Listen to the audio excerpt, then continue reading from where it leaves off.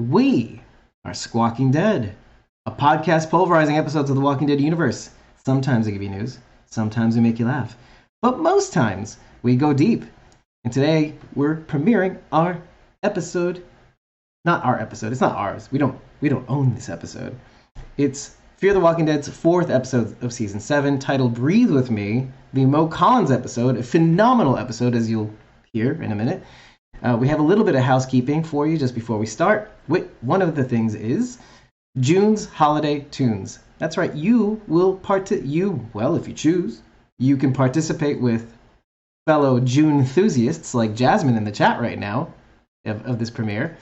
You can send in your holiday song, insert June in the holiday song in reference to June Dory from Fear the Walking Dead. And you can you'll be part of a supercut of videos for June's Holiday Tunes. A little fun for TWD family, or Fear family as it were. And in the process, while you're having fun with this really cool creative karaoke-ish project, create a video of yourself, obviously. Send it over to Blazy Gardner on Instagram, Twitter, Facebook, at BLAZYGARDENER. While you do this, anybody who participates will be in a random drawing for a signed Believe in June t-shirt signed by none other than Jenna Elfman. What a cool little thing to participate and get as a result of just having a little fun with family. Second item of news. Our secrets. By the way, the deadline for that June's Holiday Tunes is Wednesday, the 17th of next week. So be there or be square or don't do it at all, but cheer your fellow family on. That's right, November 17th next week, Wednesday. Anyway, the drawing for our Shutter Shades production, Secret Santa, is coming up. We're going to be doing a live stream. What is Secret Santa? Well, last year we did a really, really cool video where you, as TWD family, TWD Universe family, would gift a fellow TWD Universe character a gift.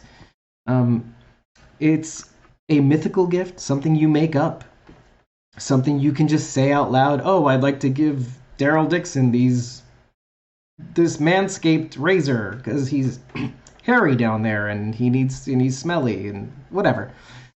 But a cool little fun creative video that you can do to say what you would give your randomly assigned character. Now, all you have to do to put yourself on the list of people who will be randomly drawn this TWDU character is head on over to Blazy Gardner's various channels. So YouTube, Facebook, Instagram, BLAZYGARDENER, and DM her so you can be put on the list. And, a little bit of news. Thank you, Sharon D, for reminding me.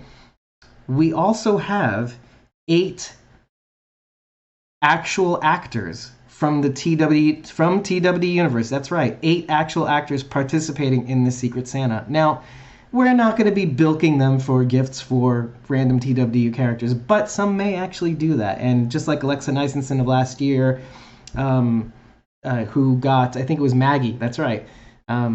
You can see that in the video from last year. I will be putting, well, if you need it, DM me. I'll send you the link to the actual Secret Santa of last year. But in the meantime, please, please, please DM Blazy Gardner, BLAZYGARDNER, and just tell her, hey, I'd like to be put on that TWDU Secret Santa list of drawings of people, because there's tons of characters to pick from, and it is a really fun, cool thing to do.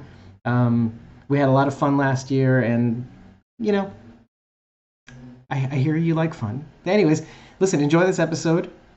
If you happen to like this episode super much, you can always head over to ko-fi.com/squawkingdead. Now it's right there. And tip us during this premiere, and your support will show throughout, permanently on this video, on this YouTube video. With your message, you could say, screw you, Squawking Dead, and, that could be it. But, if you really like what you see, let us know. It'll show up. And, hey, follow us there so you can be a part of these next recordings, whether it's in the real-time chat or in some other way, like getting in the credits at the end of this episode. So more on that later. In the meantime, enjoy. I'll see you in the chat if you're here at the premiere, and if you're not, give this video a thumbs up. See us in the comments, and I'll respond back to you.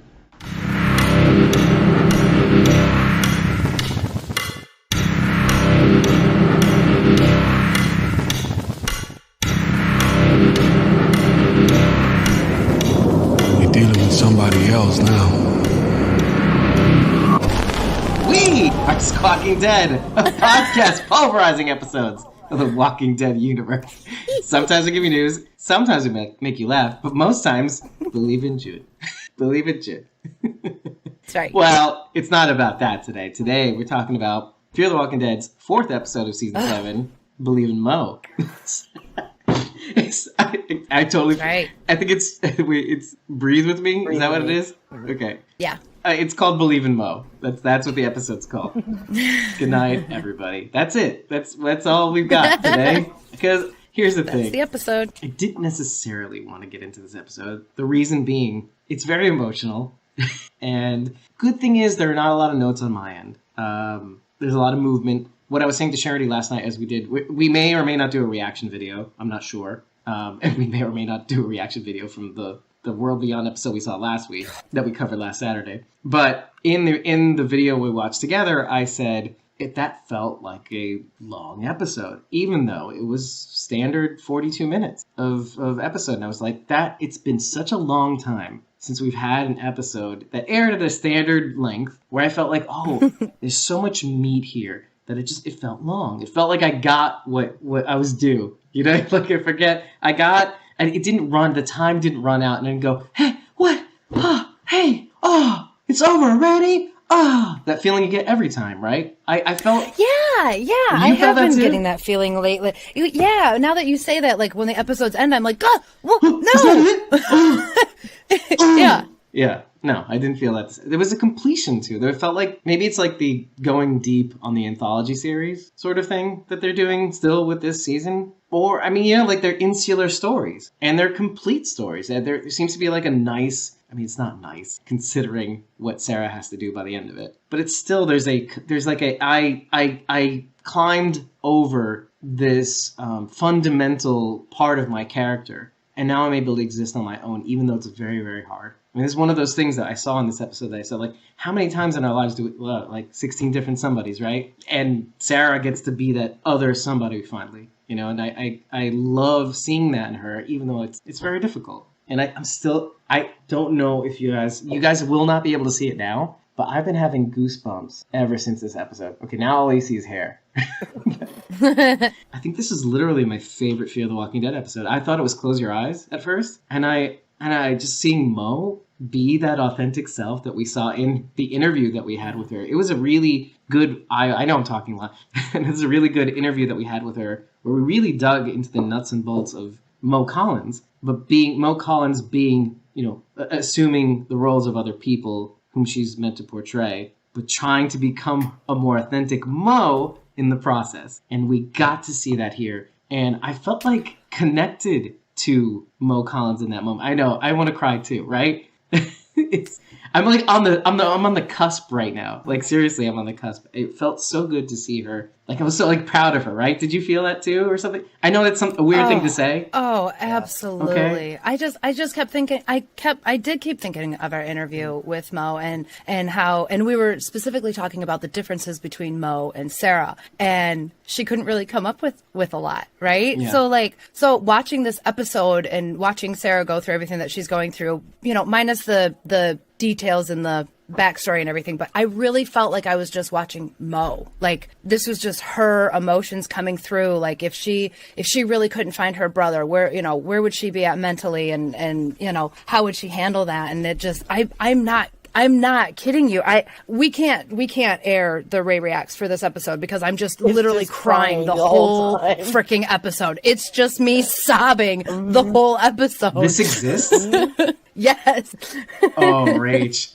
Because I recorded mine, so I feel like we need to cut between ours. It's going to be this the whole time.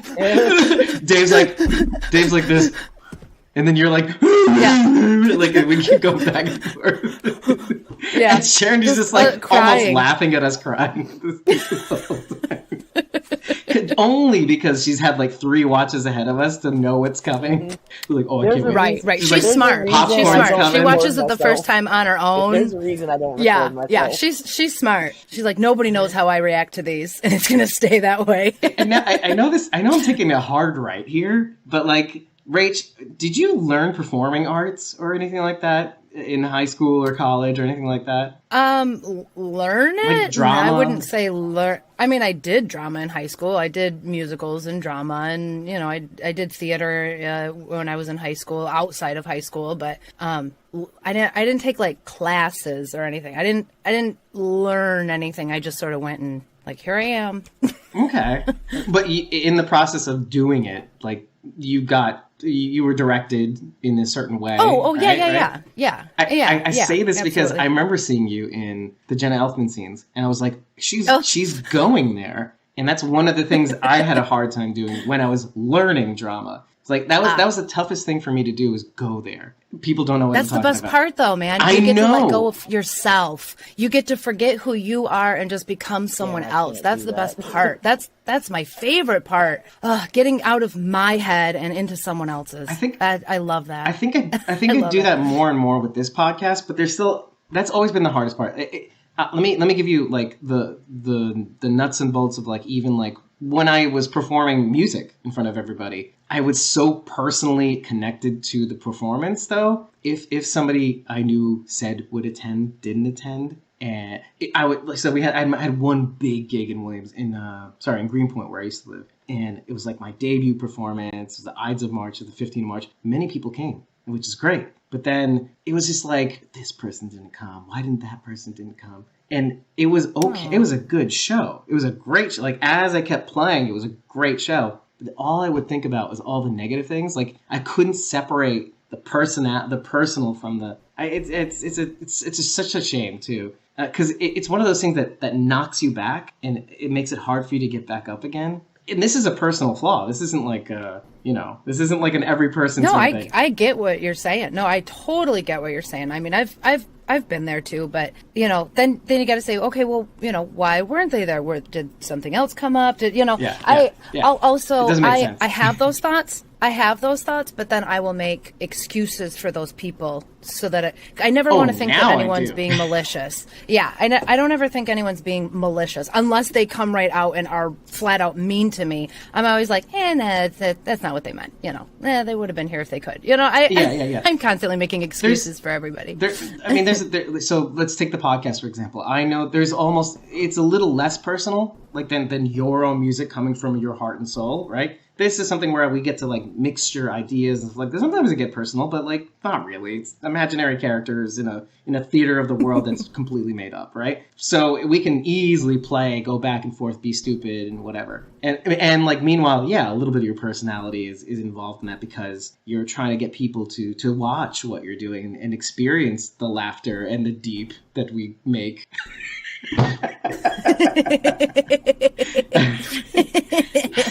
And so when we make a joke like that, we want people to be able to be there when it lands, you know. And so there's that part, and then and we've all had days lately because of how hard we're working. So we want people to see what we're doing, and sometimes, you know, when we only get like 46 people who had legitimate entries in our last competition, it kind of knocks you back, but we're like, step back up and advertise better and do better this here and do more of that and push this thing here, and then so yeah.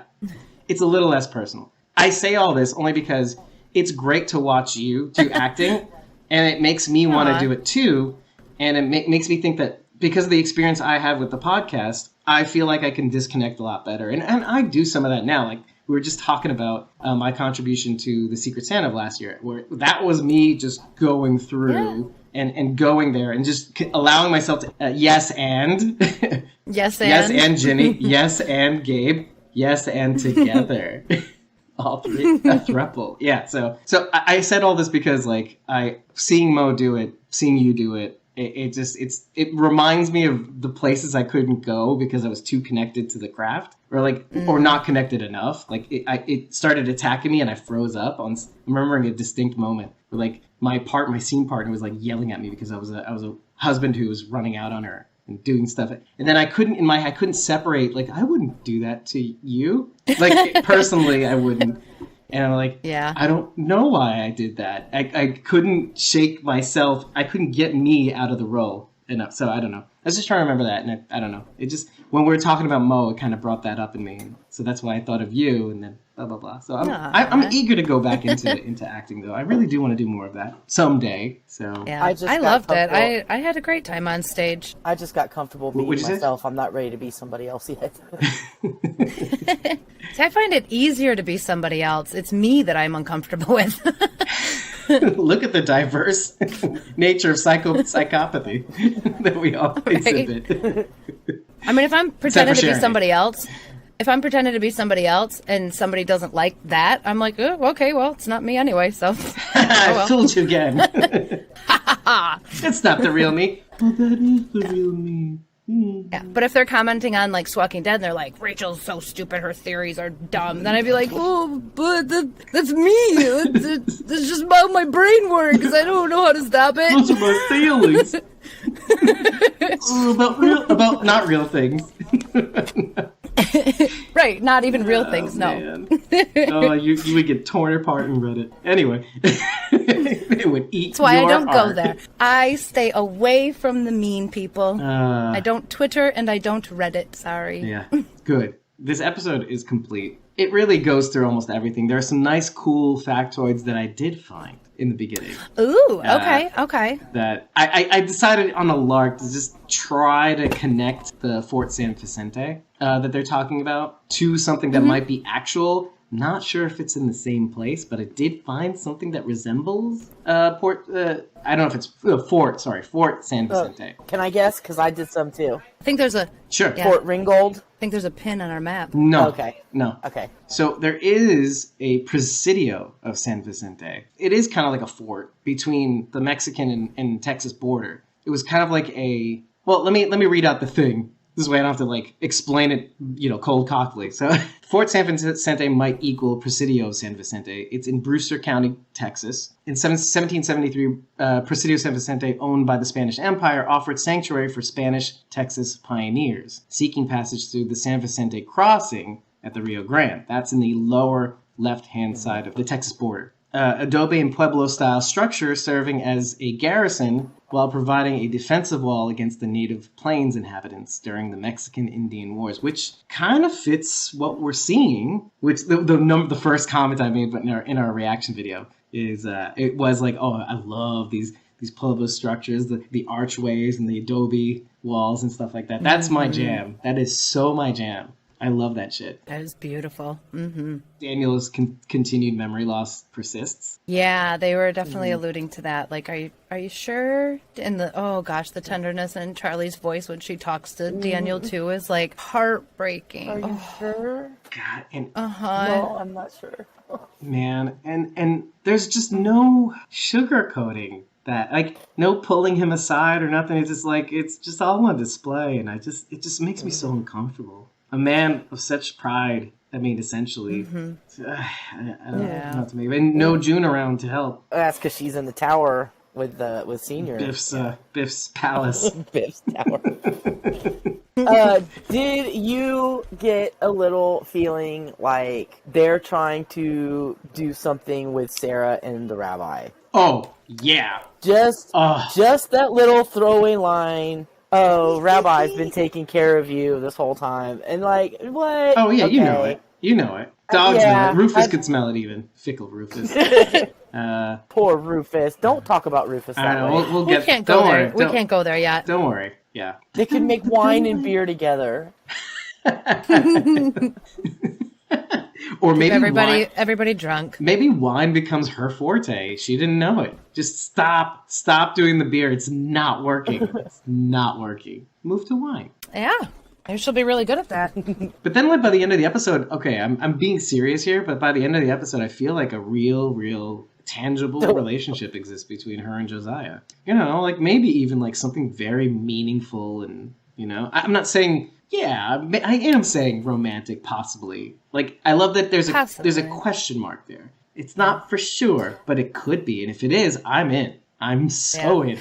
I thought it was a really cool idea. I like that.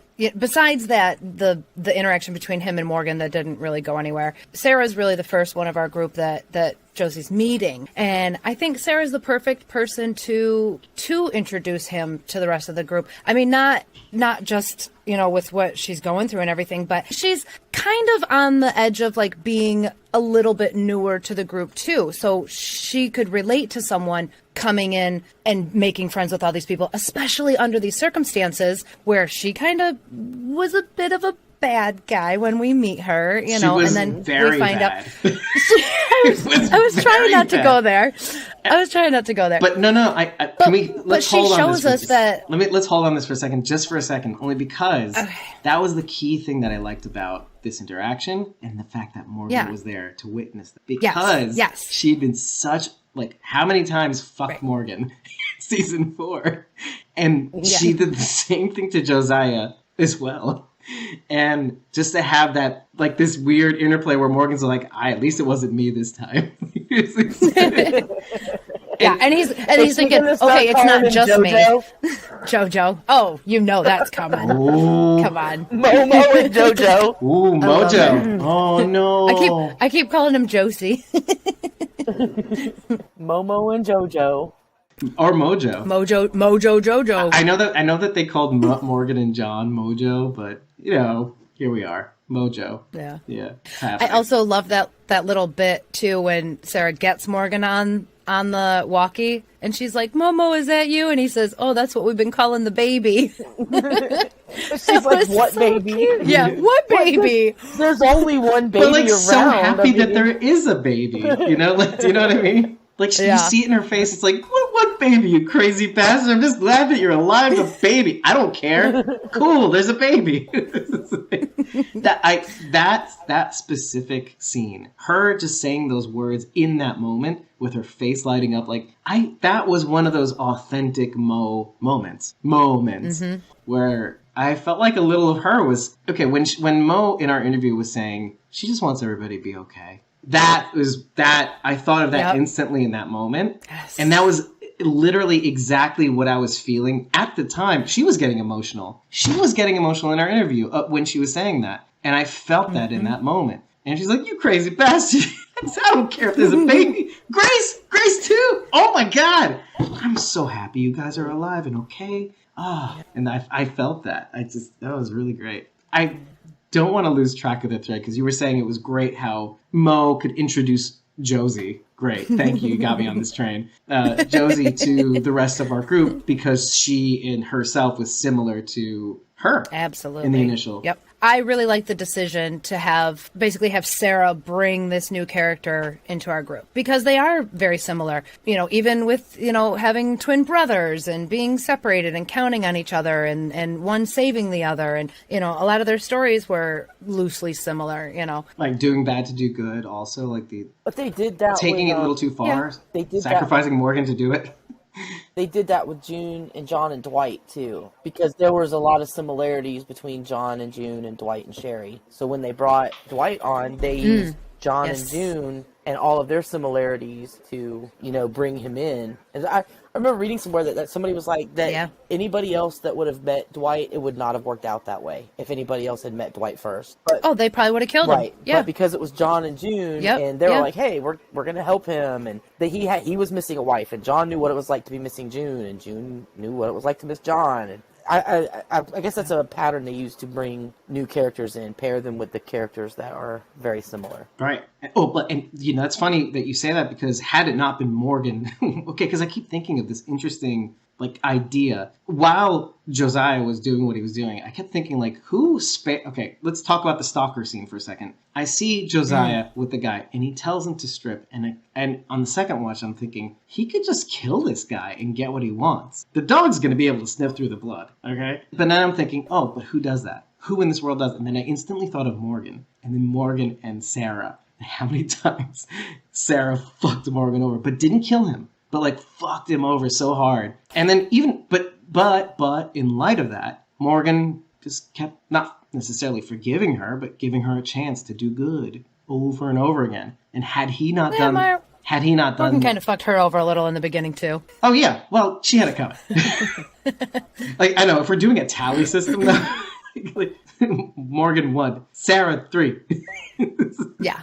Like, especially leaving him on top of the car like that one time was just, that made me like, I went like this, I get it though. Like in that moment though, like this is some new person. You don't know who this person is. Are you going to risk your life trying to save someone that you don't know? And you would be risking your life to save this person, or would it be better to just keep your group safe and move on? I think, you know, I understood in that moment. You know, we say that now too. I'm more prone to say that now than I was back then. Back then, I didn't have that mindset. Now that I know that there are ferals out there. Yeah. Now I'm just like, okay, all right, anybody could be a ferals, you know? See? Stop it, girls. Hey! It's great that it was Morgan to be the one to, because he could have easily said, fuck this bitch, fuck your twin, fuck this guy with the beer, I'm out. But he was like, no, it's about connections, it's about people. I gotta, you know, why be out here and have this friend John and go through all these experiences if not to bring people in this desolate Texas, you know, where there's nobody around and there's no food and everything sucks, and let's get together, think of a solution and help people. But then you take that experience and then you bring it to Josiah. And that, I love that. I love that. If not for this, then that. If not for Sarah, then Josiah would have kept going trying to kill Morgan. You know, and he could have died, but now that he lives, either could have died, let's just say, but you know that more plot armor, whatever. But Josiah is now alive. So what cool things do we get to see now that he stays alive? That is cool. That is cool. I like that. Do. Jordy got a poop cesium. No, Prussian blue. I found out that Prussian blue, and that's the stuff you take to counter the radiation. The medicine, yeah. To me, Prussian blue is a paint color. I was gonna say. But they said that, and I went, huh? But, you gonna drink paint? Well, kinda, because what's happening? Because that's what Sharondy's pooping right now. Because once you eat Prussian blue to expel whatever's in your body to carry it safely, it's blue. Your poop is blue. Oh, fun! Yeah, you get to paint the walls of your bowl blue, like eating Superman ice cream. Yeah. You know, that was a scary moment afterwards. No joke. When nobody told you that would happen. Yeah. I was like, is something wrong with my body? Why is it green? How about Pepto-Bismol? I've never had that problem with Pepto. God, how much did you drink? Oh, no. It hasn't happened to me. I've heard from other people. I have. Oh, you know what? Yeah. Black? I heard. Yeah. Yeah. I couldn't even tell you the last time I took Pepto. My guts are okay. Do you think this feces conversation is going to make it into the podcast? How the hell do we always talk about poop? Who's putting poop in our mouth? Hey. Sorry. I had to take the dogs out. Sorry. So somebody was pooping. We were talking about poop. Are you surprised? We were talking about cesium poops. Prussian blue. Yeah. Prussian blue poops. Prussian blue poops. Because it turns blue. Yeah, it turns Prussian blue. Blue poops. Apparently. Kind of like, do you remember those little tablets that you put in your toilet bowl to keep them fresh? Yeah, like that. Yeah. Yeah. It's like that, except grosser. Tidy bowl. Yeah, that's it. There you go. I don't know if it actually cleans your toilet or if it just gives it the illusion that it's clean because the water's blue. I feel like it did something. I don't see them anymore. Something must be wrong with doing that, right? If you think about it, like, why don't we do that? Oh, they found out it makes like no, man, the drinkable water. That's the same stuff they put in porta potties and whatnot. It's that blue shit that goes in a porta potty. Good point. If you have a camper and you put the powder in your tank, yes, thank you. Oh, your septic tank. Well, not your septic tank, but your holding tank. Your black water. Your black water tank. Right. You put that blue powder in there. Yeah. They still use it. You gotta do what you gotta do. Like, I don't call it a black water tank. Hey, man, what's the alternative? Feces water? Do you think Victor does have Wendell? That one thing that's been bugging me. I asked the same thing. Yes, I do. And the reason why is, what good would it do him to lie about it, ultimately? I mean, there are things that you could say, but they're not strong. Yeah, they're not strong reasons to lie. He has more reason not to lie than he does to lie. I just can't see any good that would come of him lying about it. Like, does he want to hurt Sarah that bad? I don't think that's it. You know, if you're gonna yeet Will off a roof. Why? What's a little lie between friends? Yeah, but I mean, I'm if he kidding. really wanted to hurt Morgan, he could have already done it. You know, like Not physically, yeah. Hurting Sarah that badly is just like it's aimless. It's cruel. There's no point to it. It's an expenditure of his energy that's not necessary. Oh, so yeah, especially going down to meet her. So once I was on board with, okay, so Wendell is there. Now, how do we handle Sarah not being there? So if Wendell is in fact with Strand, I have to believe that Strand is telling Wendell, maybe he is, maybe he's not, but he's telling Wendell that the Rangers are out there still looking for Sarah. Don't you think Wendell is just as worried about Sarah as Sarah is about him? Kind of like. Yeah, but kind of like the whole Leo thing with Will and Felix. If you want to draw a parallel, we're finding them now.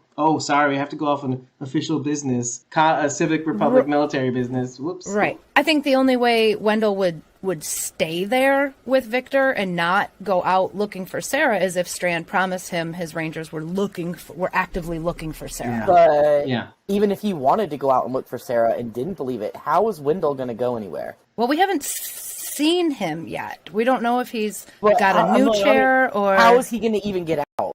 Like, I mean, they have a way to get out, obviously, but how is Wendell going to get out? Well, there's an elevator. I don't know. It makes a lot of sense that Victor has a clear and present path to be able to get out and in safely, right? Mm-hmm. Despite the Walker moat, let's say. So that could be the way, even if we're not 100% certain that Wendell knows the way. But there is a way, so Wendell could just try to find it. I mean, that's not the hard part. The hard part is trying to figure out what keeps Wendell there, or like Rachel said, like the promise or whatever. Or maybe it's just Wendell knowing or thinking that she might be dead, and maybe because that's possible too. Victor could have told him that. The relationship between Sarah and Wendell is obviously like real, true brother and sister relationship. However, is the dependency that Sarah has on Wendell the same as Wendell to Sarah? That's what I wonder. I don't think so. That's where we get to the heart of it. I was just getting ready to say, if Wendell was that worried about Sarah, he would have been with her in the first place. Yeah. When that he would have been there with them if he was that concerned and determined to be with Sarah.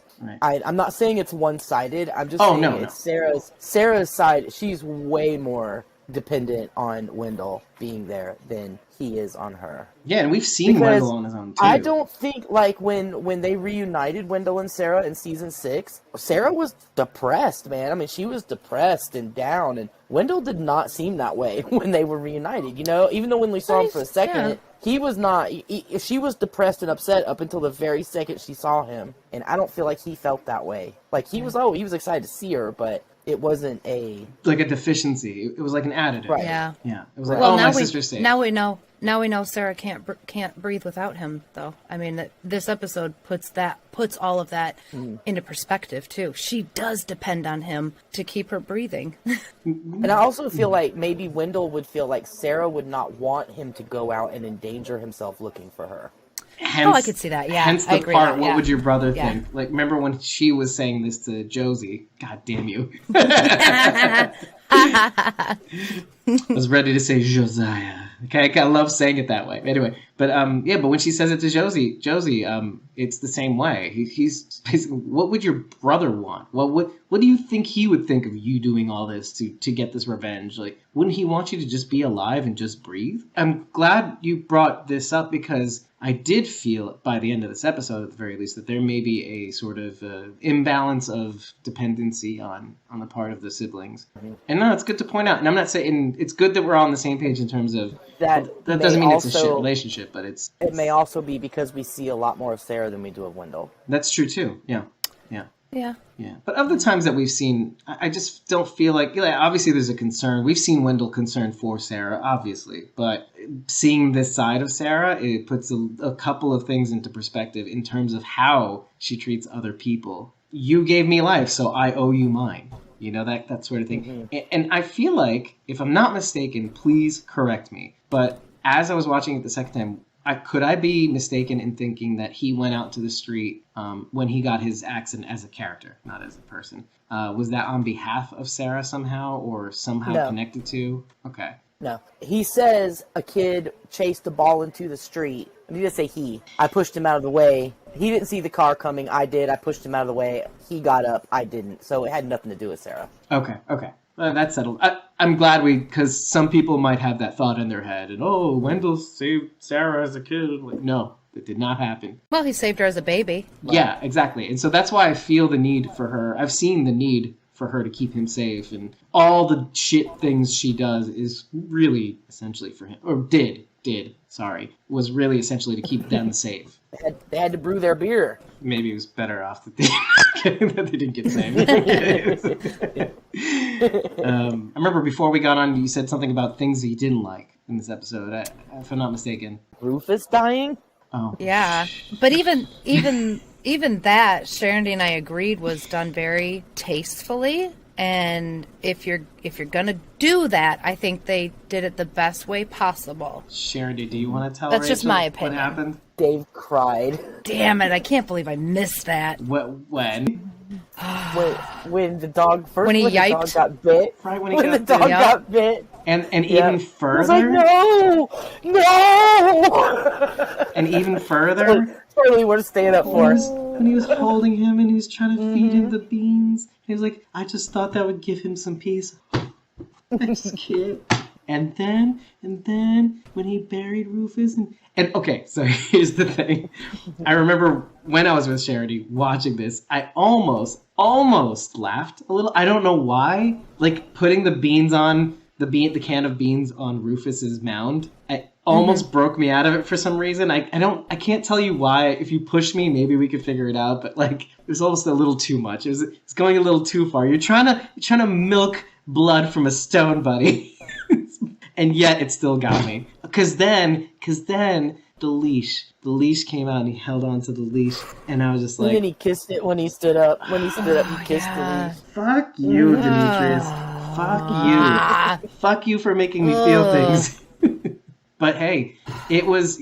If you can get me to be like, oh... No, and that's not nice to me. I mean, Dave shed tears for an animal. You guys know. I think Write you guys this should day know by down now. on the calendar. I'm a very emotional person. I'll like cry over anything. So it's not a stretch to get me to cry. And you know what it is. Okay. Let's connect the dots here because things that we've been talking about recently, like feeling Aaron lose a bit of his humanity by way of torturing this former Whisperer person. Things like Victor even seeing him lean into a certain direction, feeling like he's purposely trying to lose himself in order to be a certain way to exist in this world. Because I said poor Will, but like really it was poor Victor. I don't know Will in the first episode. Yeeting Will off the roof. I was getting to know him, but I don't really know him. You felt bad for Victor in that moment? I felt bad for Victor. Like all the ways that we saw him grow, just losing all that, I just felt like the bottom drop. But let's move on because but what I wasn't feeling for was necessarily Rufus, but I was feeling it really hardcore for Josiah. And maybe it's because like deep down I don't know if this is all of us, but we all know what it's like to want something so badly. And maybe that thing isn't the best thing for us, but then going so far for it that somebody else gets hurt in the process. And I know that I can't tell you what it is in my life that triggered that in me. I can't. It's not here. It's not on the surface yet. Maybe we'll go through another therapy session. I'll be like randomly in a World Beyond episode. Hey, remember that thing about Josiah that we talked about? I just remember what it was, and then we'll not air it anyway. But I felt that, and I know what that's like, and it really hit me hard. And Demetrius playing that up immediately, and now I want to know who directed this one because it wasn't Satrazemis just yet. So no. And okay, while you look that up, something Sharon and I also talked about during the reaction video was the music. It took everything that was happening, and it was more notable this episode than any of the other episodes that we've seen thus far. There was something so distinct and evocative and just hyped up. I'm getting goosebumps just thinking about every scene with all the different kinds of music that was playing throughout to evoke a different feeling or connection that these two characters, Sarah and Josiah, had with one another. The feeling of loss and like I've gone too far. Tara Nicole Weir. Oh, yeah, of course. What other episodes of Fear did she direct? I gotta know. The Code, Skid Mark. Ooh. From yeah. Wow. That's it for Fear. We can get her on probably. Oh, that'd be awesome. Oh, and you know what we should do? If we do, we should bring Mo on just to kind of attack her. Like, why did you make me do this? I was crying for days. I like how you say like we'll bring Mo on like it's just that easy. Like, come on, Mo, come on. guys, come on. Think big, and then reduce that expectation later. So that's 3 episodes with Mo that she's done, because of course The Code was the one where they that was met a big one. Sarah, Yep. and then Skid Mark is with Sarah, and then Breathe Yep. With Me is with Sarah. Go figure. Awesome. Remember how Mo was telling us about having to do all of the takes for aged up Sarah? Mm-hmm. So I was actually watching the beginning where they're having her just do the same day over and over and over again, and I was like, I wonder if they just told her to do a bunch of takes, like just say whatever and put it out there and let her improvise all that. Mm-hmm. And because it just made me think of that, like she just did the same thing over and over again, but changed it up a little bit each time. And I wonder if they just said, "Here, you're looking for Wendell. Say whatever you want to say into the walkie." Yeah. Oh, okay. I thought you were talking about the waking up scenes, because that's all I could think about, the different takes she was doing. That fucking thing. And like weirdly, that's how I must look waking up after a really bad dream. Yep. And then meanwhile, you find out at the end, oh, that's her waking up not being able to breathe. Mm-hmm. And then it put everything into perspective. I'm like, oh shit, it's worse than I thought. So Dave, ruining your day. Basically, sorry. This is such an upbeat, positive season. I mean, I don't know how we're all containing ourselves with happiness. Man, though, it's like the thing you don't expect, though, that every episode thus far, let me just think to the first one, except for the first one. Sorry, I say this because when I get to it, every episode except for the first one seems to have this weird, well, no, maybe a little bit of the first one in terms of Victor, but everyone seems to have this moment of triumph. Like we've overcome something, and even Victor, to a certain extent, is overcoming his attachment to Alicia in his own way, or does something that makes it so they can't go back. He overcame the last barrier to being truly Dark Victor. Yeah. He probably did something he never thought he would do. It would be one thing if you're stabbing a weak character like Sanjay. You're like, okay, at least I know in doing so I am saving my friend, right? But then, right, because that's why he did it. He's like, okay, they'll go for him. They won't go for even Charlie, whom, and in the past I would have been like, fuck you, Charlie. But hey, she's just a girl. What does she do? And then there's Alicia, my best friend.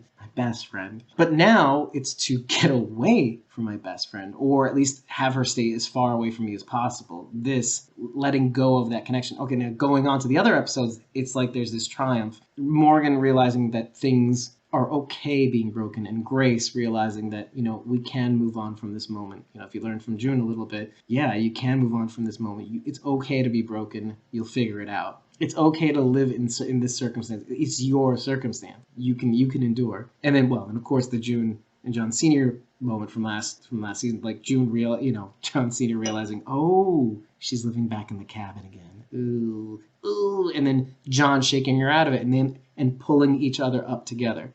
Trying to bring her back to life again. And then, of course, this episode, which is a big one. It's never been more clear how this hurdle that she's had to finally overcome in her attachment or her dependency on Wendell, and realizing I can breathe on my own, maybe for the first time, I think, in a weird way, right? Because they've been attached at the hip since birth. And so that's an evolution. And I think that's really important for her. And I'm really, really eager to see what that Sarah looks like. And how much, I'm not going to say, I want to say better. I feel like that's the wrong word, or how much better it can be for her, what she does, how she feels after. I think that's fair. It's the same as... It feels weird saying that, though, wrong. Does that feel weird? The same as June losing John, it allows her to expand and become the person that she was supposed to be without. Yeah. Same. This other person. Because you don't want to say better, because it feels weird, right? Yeah, well, it's an expansion. It's an expansion. Yeah. They can expand and explore themselves in ways that they couldn't before. Yeah. Exactly. It's not Through no better fault of their because own. they're right. It's not better because this person isn't around anymore. It's better because it's a chance for self-discovery. That's why it's better. But you get what I'm feeling. It comes at a at a It cost. feels yucky to Yeah, say it it that really way, does. like you're putting that other person down. But it's I know not. it's I think not, by but saying right. that you're lifting up the person who is maybe a little more dependent. They have an opportunity now to be their own person. Yeah, and I think that's why I like Josiah's last words to her. There's like this, you're if you're seeing this, you're still here, you know. And I liked that even they said it without saying it. Like, if you're seeing this, you're still here. Like with the tree message. Do you remember that? Yeah. You have to spell these things out sometimes for the podcast listeners, because like, guys, you know what I'm talking about, right? Because I'll tell you, even when I read the tree messages, it didn't really sink in. But watching Sarah in this episode, I really got a sense of what that means. If you're seeing this, you're still here. You're still alive. Every chance that you draw a breath is another chance for something different than what you expected to happen. There's a chance for life to come in, or love, or redemption, or opportunity, or just another day breathing. Some people are going to like this. You guys aren't. It does even remind me of Madison's conversation with Nick when it comes to the blue bonnets. Like, sometimes it's got to be about the good out here, you know? The good out here. Which paired nicely with the beginning of season 9 when you got to see some of that imagery of the walk, well, maybe like the initial world beyond idea with the walker fused to the tree and the bird kind of lands on top of it. Stuff like that. It's like a walker bird's nest. But like that idea of like, there's it's a little scary out here, but there's beauty. There's something's happening here. There's beauty in the darkness, I guess. So I like that. I like that it had a personal connection to that. Like, okay, we got to see that in real time. Yeah, you're still here. Hey, he's alive. You don't know what tomorrow's gonna bring. Victor can croak the next day. Be like, Sarah, come on up here. This is now Sarah and Wendell's palace. Wouldn't that be something, right? And Howard will still be there. I'm still a demon. Oh, Howard the demon. And okay, let's talk about that a little bit, because it sounds. Can't figure this dude out. I'm starting to. I don't like that this is emerging from him, but like it seems like he does have like what gives you he speaks out of turn almost with Victor behind him. He's like, what gives you the right to blah? You have no standing to make demands. He's like, Victor's like, shh, demon. You got it. I won't tell it. And meanwhile, he might go up there and goes, yo, Sarah, she was just outside. Nah, B. She said, I don't want to come up. What's wrong with her? Let's dish, Wendell. Like, Victor and he become like best friends. Because that is a thought that I had. What guarantee do we have? Like, I know that there's a part of you that, like the honor among thieves with Victor, that kind of thing. But even I, as a person who wants to see the good Victor, right? Even I have to admit, now that he's gone through this looking glass, I'm like, now I'm sus on everything that he does. Even though I can still say in the back of my head, but you know, he's still there. You see him come out every now and again, but he's still there, everybody. He's not completely dead, good Victor. So I don't know, but like maybe he did dish anyway and said, hey, your sister is downstairs? She said, I just want to make sure Wendell's not my brother anymore. Something stupid like that. Like, why did she come all the way here? No, she said, go fuck yourself. But see, I don't think he would do that because he would not. know that Wendell would know that that's not true. Although Wendell's not going to believe that. Although I could see Victor saying something just particular to get him to think, oh, your sis, like, yeah, she wanted to make sure you're in good hands. She wanted to drop you off because you're valueless to her or something. I don't know. I'm not Victor. I can't think of mean things, but he says mean things or weird manipulative things that I can't think of right now because I'm not that kind of person. Because we don't think like Strand. We're not evil. Exactly. It's so true. Although I've had my moments. I did wish that they had taken the camera back into Strand's tower so that I just wanted to see if Wendell was there or not. I wanted to know if we could believe Strand because I left that episode not believing him. Right. Even though, like, when you logically think it through, you're like, okay. Well, absolutely. Yeah. But it sucks. But then I'm like, it's Strand. So there could be a reason he's lying that we haven't thought of yet because we don't think like him. Yeah. Meanwhile, they probably gave Wendell a chair instead of a wheelchair. Oh, that's that Victor. That was the other thing. Did you get a good look at the chair that that was in that barn? Oh, it was gross. Yeah, it looked like Wendell's chair. No? Or... Did it to you? See, I mean, it was hard to tell because it was quite mangled, but I thought Wendell's chair had a lot more alterations to it. Right, like the thing in the back with the...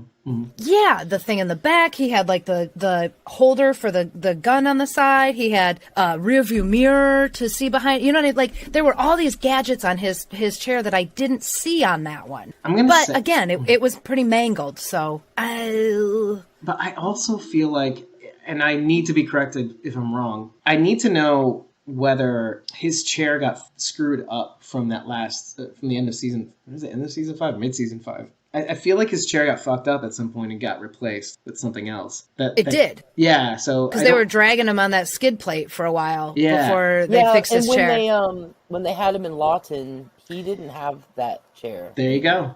Because he did have it at the end of season... Well, not the end of season 5, but he did have it when he was on the runway in 508. He did have it then. But yes. And then when they brought him over to see June and Sarah. I think this was... And he was in a different chair when he and Sarah reunited, wasn't he? It was more of a conventional looking... Yeah. You're right. Okay. No, that resolves that question. No, but there's no reason to think that it wasn't because they found the scarf with the stalker guys, right? Yeah. The stalker guy, I guess. Did you notice in the pens that they had different letters on them? H and G. Yes. I think I saw an I and an L, maybe. Yeah, I saw LIGH. I was going to ask anybody if they saw a T. What is this, CRM?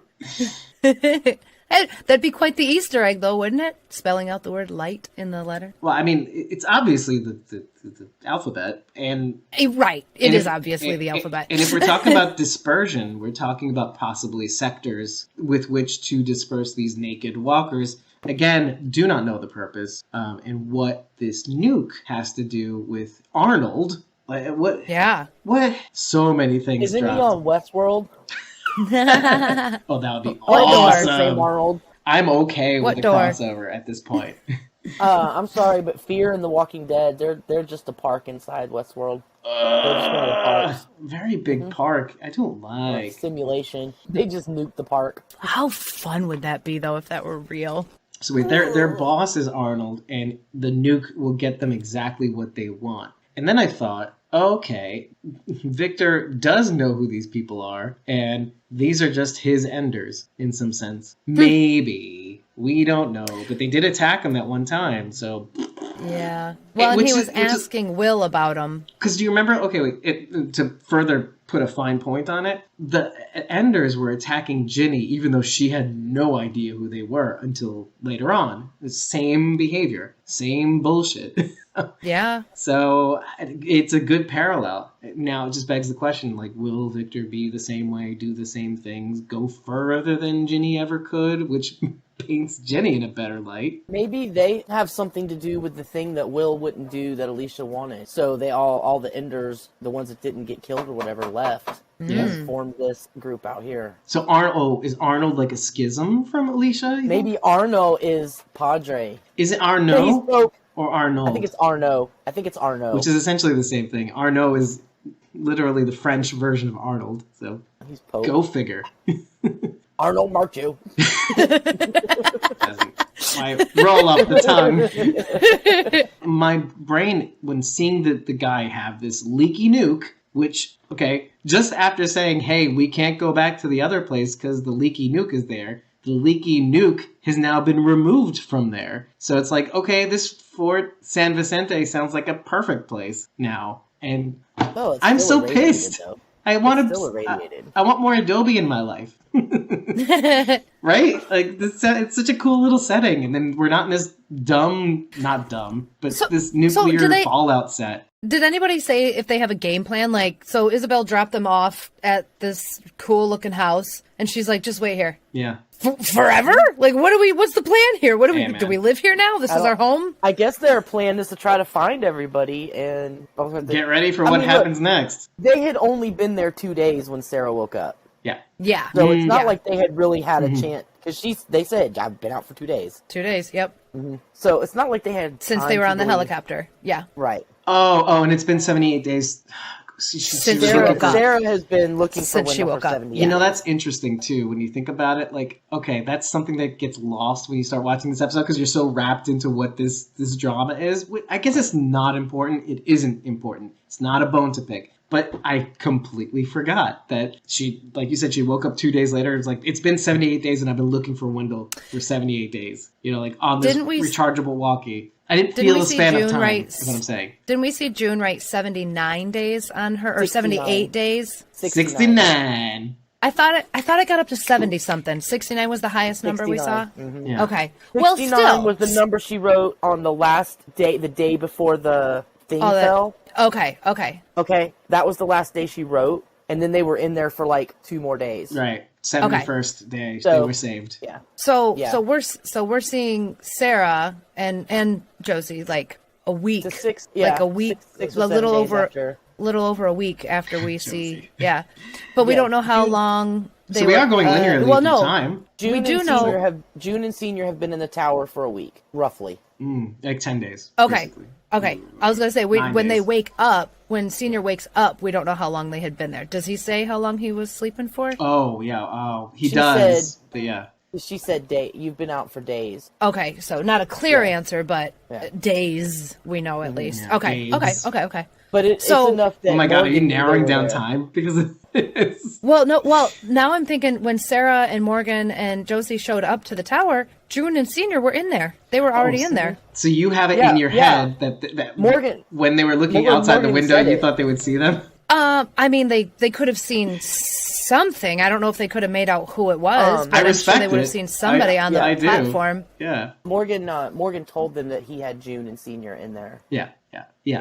I feel like I know where you were going with this, that like when they opened the window to see the walkers, they could have seen Sarah at the same time. Oh. That's what I'm thinking as a result of your back and forth on the timeline stuff. I mean, I don't know. I mean, it was quite a distance away. I think they would have seen someone out there, like, oh, there's someone on that platform, but not been able to make out who it was. What's that for? Even though like all we got to see was down, which, That sign on the platform. Strand is so extra. which said history begins with a single step. Yes. Yeah. Man, but there's something like, okay, it's one thing. It was cute the first time he said it last season. And then this history thing keeps coming up. History begins with a single step. Everything is about history. That worries me. He's surrounded by it right now. Yeah, but why the obsession? I'm really... Well, the first thing I think of is the common phrase we hear is that history repeats itself. So maybe Strand is trying to make sure history does not repeat itself this. Oh, right. Or he wants to be the one to write the history. Mm-hmm. Oh yeah, for sure that. The victors write the history books, don't they? Right. It's a dictatorship. He's gonna write the history. But the expression originally is 1,000 miles. 1,000 miles begin with a single step, and what that indicates is you're never going to get to your goal without starting. Laying the first brick, or you have to start. The rest will follow. I don't know what that means in terms of what Victor's after. But I mean, look, you can go with the on the nose explanation, which is obviously I liked it better when I was on my own, conning the everybody, and doing me and being successful, because that seemed to have worked with him in the past. And what did we say about when somebody tries to do that in the zombie present? They're not long for this world. It's usually a bubble is formed around them, then somebody has to pop that bubble and realize, oh, you've been doing it. You're not your ideal self. Something's off here. But I bring this up because I had read on Reddit, of all places, something really cool. Because it's really cool for me, actually, and I feel like I need to bring it up, but somebody had actually said, what if Strand was purposefully being the victim his beloved friends need to overcome in this moment of bleak environmental disaster? What if he was doing this on purpose to be the villain that they need to defeat? Because the idea is going back to history, going back in time.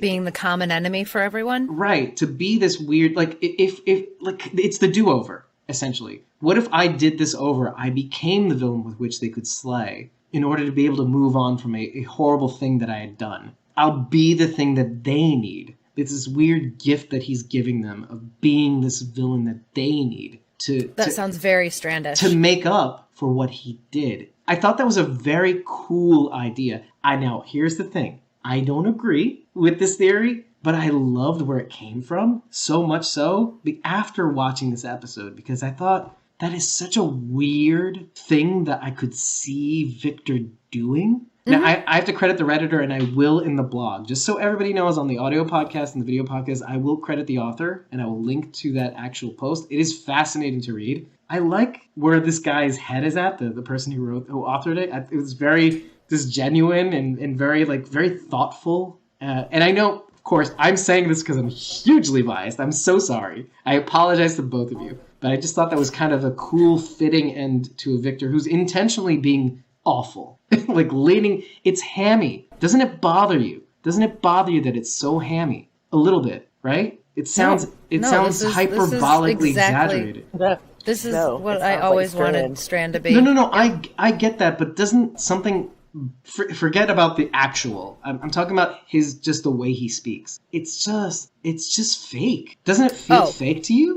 He has a very King Ezekiel presence about him now. He's putting on a show. Ezekiel. Thank you. Okay, yeah, I see what you're saying. Yes. This is what I'm focusing. I'm not focusing on any of the actions or what he does or what it means. Gotcha. For once in my life, I'm just focusing on the actual thing because it's the same thing that one of you said this. Yes, about Percy. In our last breakdown, our last recording, Percy had the way he had phrased keeping Iris safe and just him going on board with what he was setting out to do when he pretended to be Elton to join them at the CR. There was something about the way he was saying it that just felt, as an actor, it felt forced or particularly it was intentionally weird sounding. I don't know. I just feel like I want to keep you safe. Right? It sounded like that a little. So when I hear Victor doing this, I'm like, Coleman Domingo's a great actor. This is the season of Coleman Domingo, and yet he's leaning into this hammy speaking. Ha ha ha! You just here to bring stories to my doorstep. Well, I already told you, Morgan. No, see, you can't. It's not him. I know it's not him. But it's weird. He's putting it on. It's been bothering me every single episode. It's great to watch, but in the back of my mind, this show is a serious show. It does take its characters seriously, even though there are funny moments. They mean it, though. So I wonder what that's about. That's got to bother you a little bit. He's acting the way he's always wanted to, but it wasn't acceptable to do so. So he's discovered, hey, I've got this freedom now. I can do whatever I want. I can act however I want. And this is how I want to act. I'm extra and I'm overboard. And that's who he's always wanted to be. But maybe in the guise of being a con man, he had to be restrained, and he couldn't be that ebullient. And extra is just the only word I keep using because it just fits. But that's what he's always wanted to do, and now he has the freedom to do it. And he's the boss now, so nobody can tell him, stop acting like that. So I feel like that's just Strand. That's just Strand. What about you, Rach? You feeling the same thing?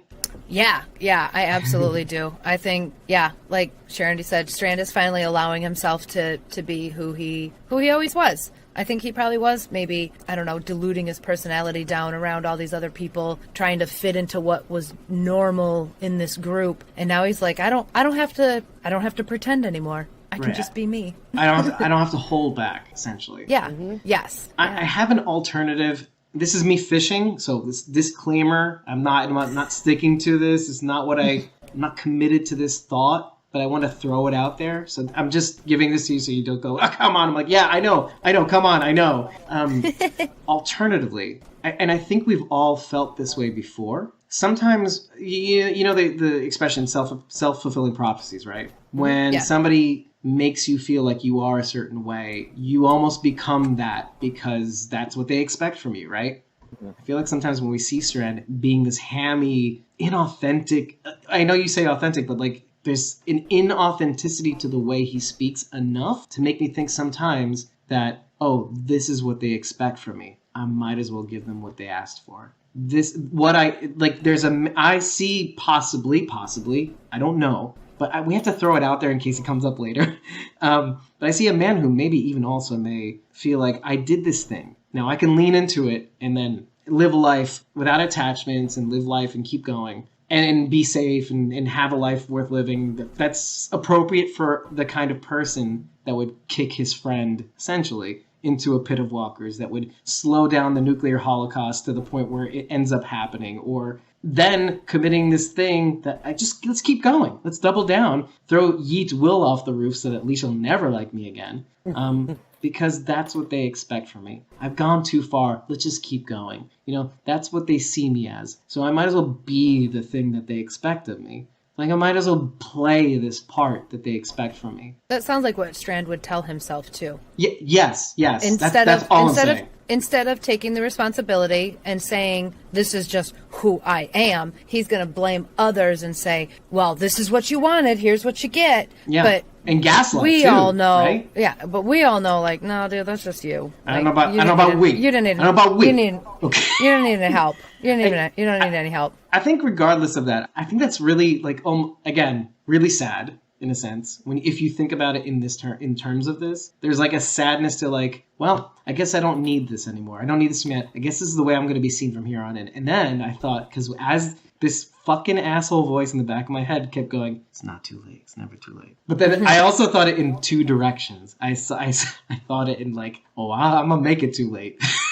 But also not just in terms of what he does, but like, I'm going to make it too late where I can never say that again. I can never make it up again. There's something so sad about that to me. Do you think Victor is sad? No. Or do you just feel bad for him? I feel bad for him. Like when I think about his trajectory, like he could have had love if he only just gave it a chance, or if he only we had made some comparisons to he and Morgan in the last season. The actions that they do in the last season to push people where my way is the only way kind of attitude, right? Yeah. And where Morgan relents, Strand goes, nah, fuck that. This is my plan. I'm going to keep going, even though everybody's doing a different thing. And he could have been happy if he just let himself. He could have been happy if he just stopped. Yeah, I think Strand tried. He tried on the white hat. He tried being good, and he stuck it out for a little while. But he tried. But I mean, it got dirty real fast because it goes against his nature. I feel like it goes against his nature. He tried to be good, but it was so wrong for him. But he did try. The apocalypse is hard enough, and trying to be something that goes against your nature in the apocalypse is going to be even harder. Mm-hmm. Yeah. I'm more attached to what the first thing you said, because it's easy to forget. And this is like I associate this as a Rachel thing. I mean, it's interesting how we talk about nature, because it's easy to kind of forget that, you want your good guys to be good and your bad guys to be bad. But I got too attached to the possibility of redemption for Victor. You are absolutely right. Had he continued to choose to do good, he could have. But that's the thing. He made a choice. He decided, this isn't working. And the first opportunity he had, he did his own thing. And he's still doing his own thing. And that's what was always going to happen. Yeah, that's the thing that makes me most sad, I think, because he decided that he was not worth redeeming. And he said, fuck this. Okay. I guess that's where this is going. And he said, fuck this, I'm done. Yeah. I don't know. I guess I'm not sad about it. He made his choice. What's there to be sad about? I guess I don't feel like he wanted to be redeemed. I think he just wants to be himself. Well, like wanting to be yourself over feeling redeemed or loved by your best friend or the friends that you've been with. I mean, essentially for yeets for years. Let me ask you, Dave, who do you think he'll let into the tower? Because he obviously has a list. Oh, man. People that are useful to him. I mean, this is like the Ginny quotient. Sarah could have been useful. Sarah could have been very useful. He wouldn't let Sarah in because she didn't stand with him when it was important. So and this was, what he's referring to, right? It took me a while. Yeah, the guns. It took us a while, too. The guns. Yeah, it took us a minute. 610. Guns in 610. And handle with care. When they put him, when they put him in jail over the guns. Oh, I was thinking the line, I say the lineup, but it's that final moment where Victor had his fingers in the air and he risked his life. Morgan on the other side. I thought maybe that might have been it too. Maybe you're right. scene did come up, but there was never a chance for Sarah to stand by him in that moment. Yeah, there was just gunfire. He was ran just and got under the car. Yeah, she was just hiding. It was chaos. I think it was the guns. When Daniel put him in jail in 610, nobody came and said, no, don't put him in jail. And June wasn't there. June wasn't at the dam when that happened. Right.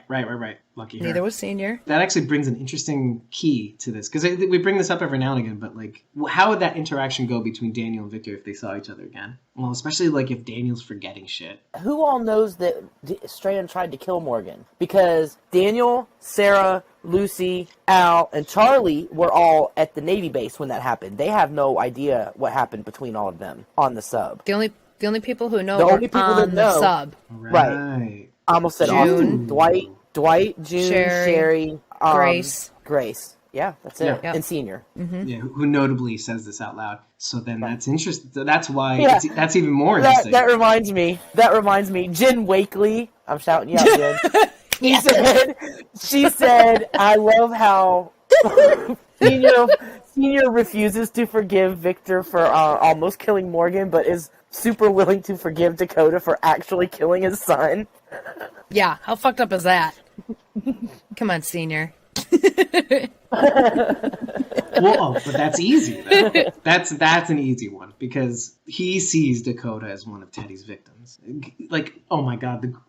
When you think about that last season, and him like... But she killed John before she even met Teddy. Him literally, like, grooming her hair. That creeped me the fuck out. Yeah. I mean, you're, like, literally doing the thing that you're actually doing. And so... I can see, and then he stumbles upon this. Senior stumbles upon, hey Dakota, I'm hugging you with the group. Ooh, gross. Ooh. Yeah, but Dakota killed John before she even met Teddy. No, I know, but it's after the fact, and well, he wasn't there, right? So it's kind of like Carol, having not been at the lineup, can have a bit more perspective about Negan, because had she been there, she would not. I don't think she would have thought about using him in the way that she did. So, I don't think so either. So you get where I'm coming from here. It's like, okay, I didn't see the act, but I understand that there's a lot involved in that. Yeah. Anyway, so moving on. But that is, yes, it is fun. Yes, that was funny. Very funny. It's funny though. It made me laugh really hard. Who do you think Strand will let into the tower? All right, let's go through the list. We've got Grace, which we know. Okay, fine. Put that aside. Baby, yes, definitely.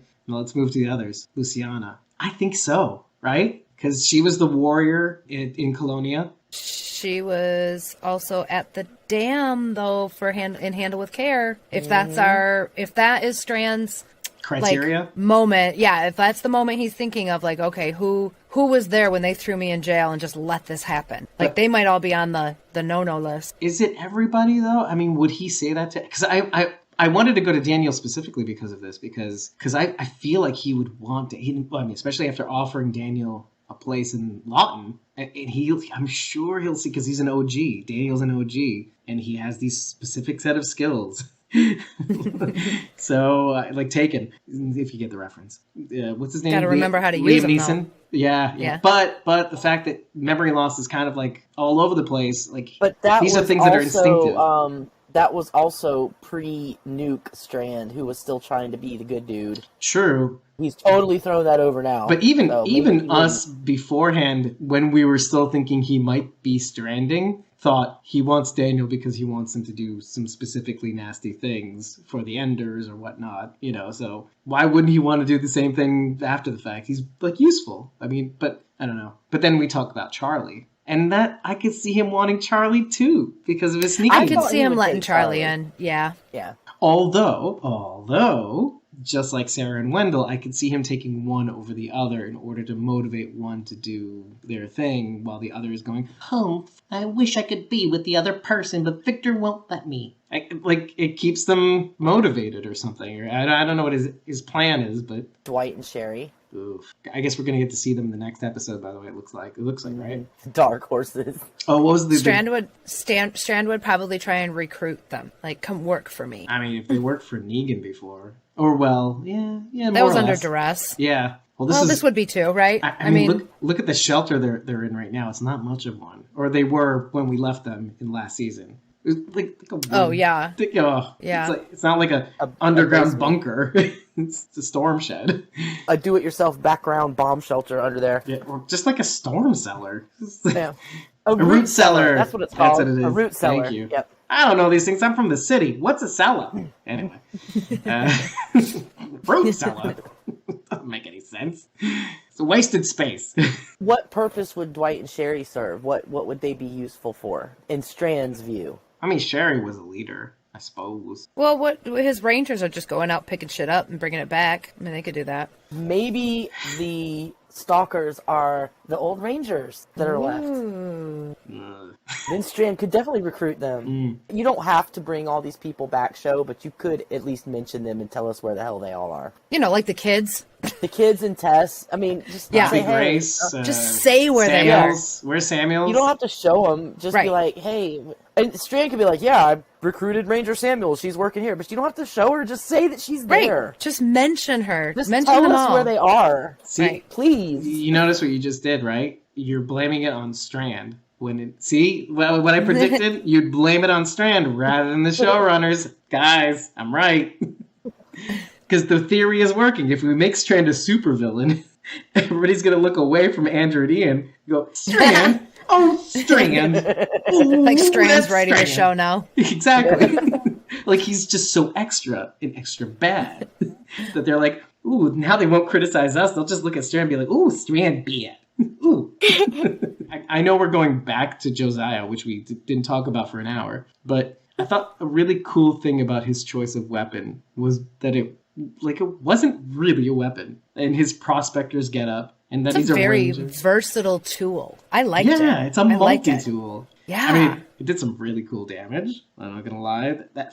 That first swing, like hitting that one walker square on the head. So that's an actual thing. Oh yeah. Oh, look at that. For camping, right? Yeah. And also for firefighting. Oh. For firefighting, because they have to be able to like dig fire breaks and clear out brush and stuff like that. So it's also for firefighting. So what Sharondy's referring to for the audio podcast is that shovel pick is really just it has an extension cord or extension pole, kind of like Morgan's weapon, which he has a bow staff with an axe on the end of it. So similar to Josiah. Josiah has a version of like a hand pick shovel tool that would be handheld for camping and for firefighters, but is wielding it like a weapon. This was probably the same tool he used as a park ranger. Yeah, that's what I was thinking. Specifically, yeah. And then I love like the helmet with the little lights on it, and which we got to see in action. Just the two episodes prior. 702. 702. Yeah. And you got to see him like Mad Max and Thumbs Thunderdome in the background at night with his little light on. You're like, oh, I'll shoot, and he did, and he almost died. But what I wanted to specifically talk about was that was the first tell, aside from the shovel pick, which I managed to call at least in 702. But the thing that I'd not predicted well was that, but well enough to say, oh, he's gonna join our team. That's my version of it. Was that it wouldn't Sound go like me talking about Beta. I know that it wouldn't go the way we thought that people might think it would, like a redo of Emil. And it was so gratifying to see that, like from the fact that he buried the dead, which reminded me a little bit about Sadiq and in a sense, and well, maybe even World Beyond, like the praying, making the prayers for the peoples, and it's kind of cool. And which kind of gave you the tell, like, okay, this doesn't sound like a man who doesn't value life. And then you find out that he's a search and rescue, park ranger kind of person whose profession for the longest time was to save lives. It's not in your nature. And I just thought that was kind of sweet. It was really, really sweet. And going back to my initial comments earlier, which was like, who spares the lives of somebody that might threaten their dog, right? Like why wouldn't he have shot what are they called? Stalker? Why wouldn't he have shot that stalker to get at the clothes? Why wouldn't he torture Sarah to get what he wanted? These are things that like were in the back of my brain the second watch. Like, it just, and then you come to the conclusion that like, oh, this person's a good person. He just wants equal exchange. Yes, he's bent on revenge, but just like Sarah, gives people a chance at the very least to survive, or gives them the opportunity to come away from things cleanly if they can make it. Just like her leaving Morgan on the top of that car. Like, she didn't kill him, but she didn't save him. So maybe, and you could argue Sarah's a lot worse than Josiah in a sense, because Josiah would go after Sarah, be like, okay, you seem to be in trouble. I want you to at least find your brother so that you can help me find Morgan Jones. I thought that was kind of interesting. Like, you could see reflections of each other, like playing off of each other's badness and goodness. But it's really cool to see that little reflection between these two people. You know, the doing bad to do good kind of thing, but not really bad, but sort of bad. I don't know. Yeah. Well, and it's also kind of good to see that part of Sarah again, too. Her faltering and going, that wasn't me back there. Like, the things that we were afraid of, well, that Victor kind of is right now, this reversion. And for a second, from the onset, I thought maybe we would see that version of Sarah again. Because, okay, let me ask you a question. If you hadn't seen this episode, and I asked you, how far would Sarah go to save her brother? You would say she would go back to whatever she needed to go back to get to Wendell, right? Mm-hmm. And yet, the show is basically telling you, well, I don't know, guys.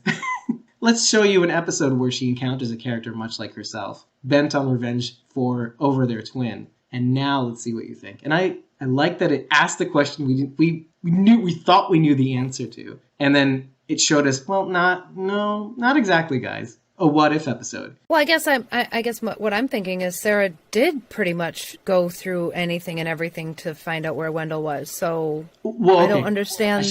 Let me rephrase the question. Josiah even says she went through hell to get here, and she did. But when faced with actually being with her brother and knowing that not being with her brother would be the best thing for him, she chose not to be with him and do the hard choice, right? This is not the Sarah we started off knowing initially, let's say. And even the Sarah that I thought we knew last season beforehand, I could see her saying, fuck this. Victor, bring me up to this, and killing herself in the process. Like, I need to be with my brother. Fuck you, dude. Why are you in my way? She would have shot him.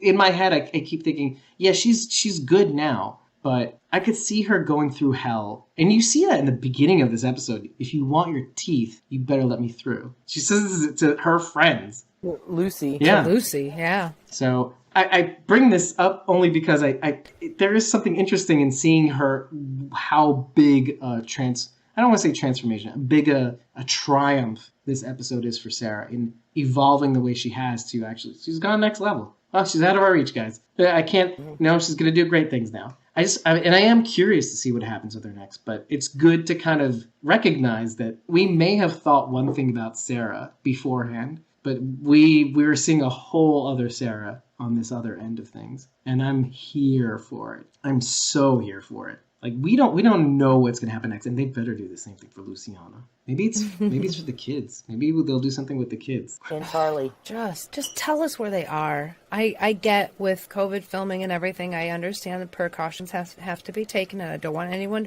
to be working, unsafe or anything, but it would be so easy to clear this up for the viewers. Like, they're dead. Talk about them. Like Heath. Talk about Heath is dead. Then say that. Then say they died. Dead. Then say that. Then just say they died. But then they can't. Then they can't not sell you. Knowing is the worst part. But then they can't sell you the official timeline. Aiden, wasn't it Aiden who said we spent all of season 5 trying to get the kids to come back, and then we just forget they existed? Yep. They're just gone. A whole season anymore. Looking for these kids, and now nobody gives a shit about them. Looking for these kids, and now it's like, oh, what kids? I don't know. Yeah. All the women Captain Kirk fucked in Star Trek. Same thing. Mind erase. Yep. What is it? Next episode? Yeah. What kids?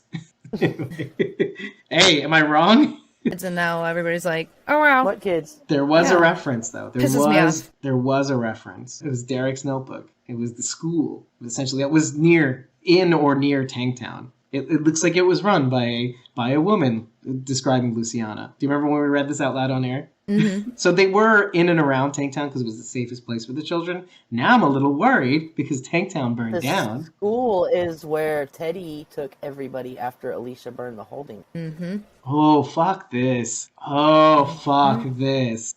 So do you think, oh, fuck this. So wait a minute. Did we solve a mystery that maybe the kids are with Alicia? Because if that's where they went to, the new holding in Franklin Hotel, then... Or if they were in the school and then they went to the Franklin Hotel, I mean, wouldn't they have mentioned the kids were there? We don't know.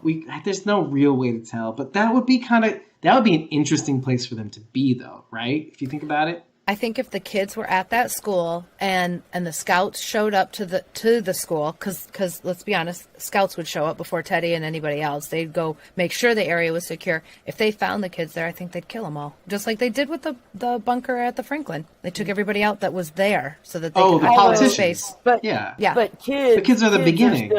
Kids are still young and malleable. You can program them easier.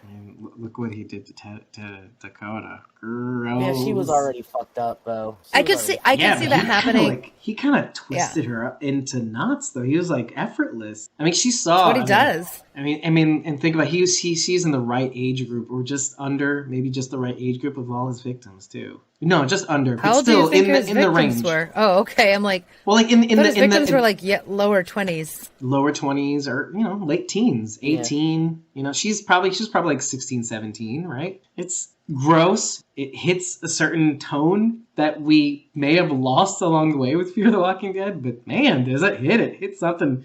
Ooh, gross. Yeah, but like at the same time, I will say this out loud. I'm not saying that I enjoy this, but I'm saying it's interesting to see that you can hit a note that is very distasteful, but not be gratuitous about it. To know that it exists and it's in the atmosphere, but not have it be in your face. Kind of like the Rufus thing, like bearing like the way he goes out. Yeah.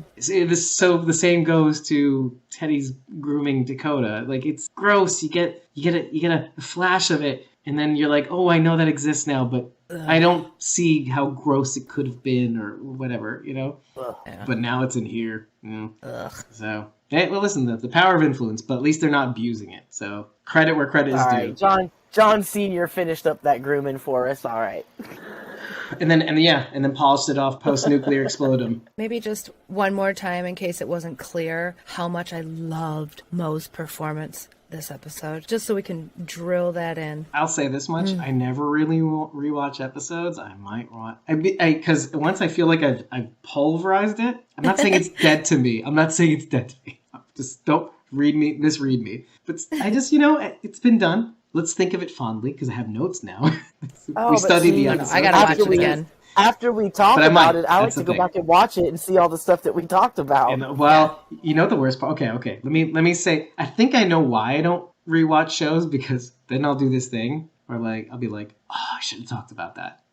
And then I don't want that. So let's just pretend like I did, even though it will happen, but without me watching it. But it's just in your face if you do. But I'm okay. I mean, to be fair, I'm a habitual rewatcher anyway. So. Yeah. Well, listen, credit where credit is due. But hey, if you like what you heard, head over to ratethispodcast.com/squawkingdead. 5 stars and eggplant is all we need to know that you love us. But you can just do whatever you want. Let us know what we got right. Let us know what we got wrong. But just let us know. Let the world know. That's how we get out there. That's how people find out about the best TWU podcast that's on the internet now. Yeah. But hey, if you really, really love us and you really want to get in on these recordings, like when you want to be in the real-time chat, lending your voice to the process, head over to ko-fi.com/squawkingdead and just follow us so that when we do something cool like enter a recording session, post those details, you can join us. When we post the unedited episode recordings, which I will be doing right after this recording, you can watch just the unabridged screwing up that I do all the time. I flub something here, I do something there, Dave cries here, Rachel cackles there,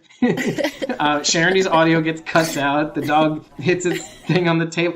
You get to see all of that. And the cat fight. And the cat fight. The pre-show where we talk about things that we don't normally talk about in the episode. The post-show where we just say, hey, that kind of sucked, or this kind of sucked, but hey, that was kind of cool. I wish we could talk more about that. Oh, I forgot about something, and never put it in the original edit. I don't care. It doesn't bother me. But you guys can watch that and enjoy that. That's a perk that you guys get to enjoy for supporting this podcast. When you tip us, you get 30 days of supported back content. And when you join one of our membership tiers for as little as $1 a month, the party just keeps on going, and it shows like a beacon that we're worth something. We're worth something. Worth $1. Come breathe with us. Yeah, just breathe with us. Yeah.